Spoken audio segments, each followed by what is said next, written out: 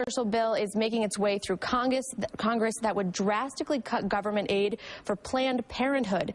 Dozens of people stood up for women's health this morning in Buffalo. News 4's Anthony Kanji was there.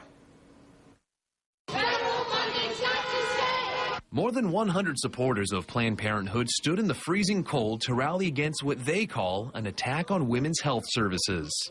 I am terrified by what the conservatives are doing to decimate women's rights. Last week, GOP legislation was proposed that would cut $61 billion from federal programs, including more than $300 million for Planned Parenthood.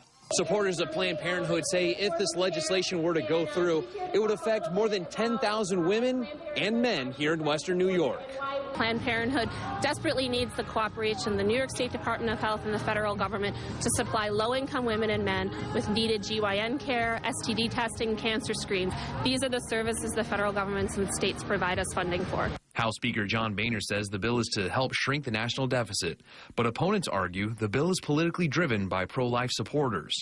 Planned Parenthood does offer abortions, but says tax dollars do not go toward those services.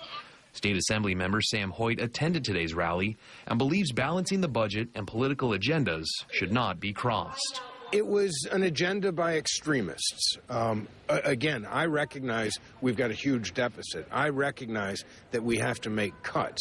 But I think that they're attempting to insert their political agenda into their responsibility to make responsible cuts. I am concerned because I think people focus so much on safe abortion access, which is certainly so important, but also forget that Planned Parenthood is here for families.